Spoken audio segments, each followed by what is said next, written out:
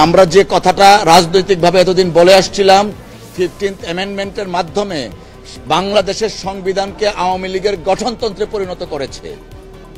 আজকে মহামান্য আদালতের রায়ের মাধ্যমে তাই প্রমাণিত হয়েছিল। 15th অ্যামেন্ডমেন্ট করা হয়েছিল আওয়ামী লীগকে চিরস্থায়ী বন্দোবস্ত এবং শেখ হাসিনাকে চিরস্থায়ীভাবে প্রধানমন্ত্রী করার জন্য। যে কারণে মহামান্য আদালত বলেছেন অবজারভেশনে যে 15th অ্যামেন্ডমেন্টে will of the people reflected হয়নি। বেসিক কনস্টিটিউশনে বেসিক স্ট্রাকচার যেটা আছে জনগণ সকল ক্ষমতার উৎস, সেই জনগণের সকল ক্ষমতার উৎসটা এবং রিফ্লেকশনটা 15th অ্যামেন্ডমেন্টে ছিল না। যে কারণে মহামান্য আদালত 15th অ্যামেন্ডমেন্ট টোটালটা আল্ট্রা ভায়ার্স হিসাবে ঘোষণা করেছেন। পাশাপাশি 7 ক একটা অনুচ্ছেদ দিয়েছিলেন, সেটা অ্যাবলিশ করেছেন এবং পূর্ণাঙ্গ জাজমেন্ট আসলে আমরা আরো কিছু দেখতে পারবো। মোট কথা হচ্ছে বাংলাদেশ এখন আগের জায়গায় চলে গেছেন। আজকে আদালতের এই জাজমেন্টে যেটা প্রমাণ হয়েছে যে জনগণের ইচ্ছার প্রতিফলন ছাড়া কোনো সংবিধানই সংশোধন করা সম্ভব নয়।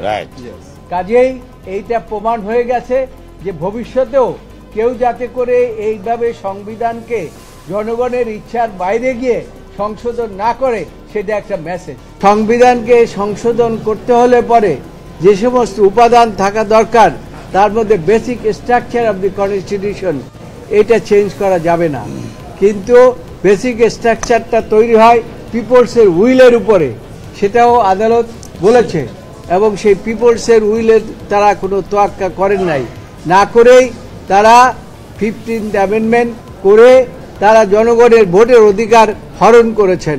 যেখানে জনগণ হচ্ছে সমস্ত ক্ষমতার মালিক, সেই জনগণকে অবজ্ঞা করে 15th অ্যামেন্ডমেন্ট করেছেন। আদালত সমস্ত কিছু বিশ্লেষণ করেছেন, বিশ্লেষণ করে যে জাজমেন্টটা দিয়েছেন সেটা হচ্ছে this judgement of the 15th amendment is unconstitutional and ultra vires to the constitution. সুতরাং এই জাজমেন্ট এখন থেকে আর টিকে থাকতে পারে না এবং এখন পূর্ণ অবস্থায় আগে 1996 সনে যে তত্ত্বাবধায়ক ব্যবস্থা ছিল সেই অবস্থার মধ্যে আবার এই দেশ এখন ফিরে এসেছে। এটা ঐতিহাসিক এবং তত্ত্বাবধায়ক সরকার ব্যবস্থা ফিরে আসার ক্ষেত্রে সবচেয়ে বড় প্রতিবন্ধকতা আমি বলবো যে দূর হলো, যেটা ছিল পঞ্চদশ সংশোধনী।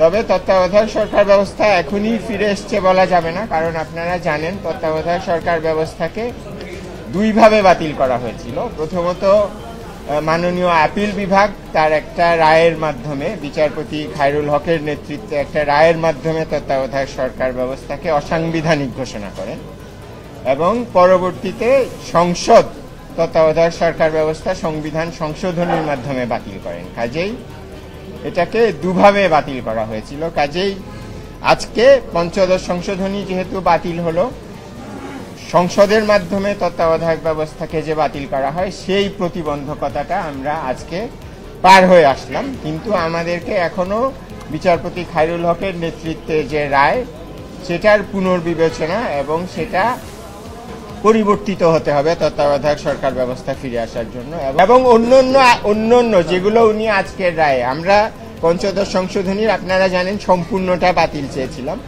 তো অন্যান্য যেগুলো আর্টিকেল উনি আজকের রায় বাতিল করেনি সেগুলোর বিষয়ে উনি বলেছেন যে সেগুলোকে উনি বৈধতাও দিচ্ছেন না, সেগুলো উনি ভবিষ্যৎ সংসদের জন্য রেখে দিচ্ছেন। ভবিষ্যৎ সংসদ জাতির প্রয়োজন অনুযায়ী যেগুলো রিভিউ করে সেগুলো রাখতে পারেন, চাইলে বাতিলও করতে পারেন।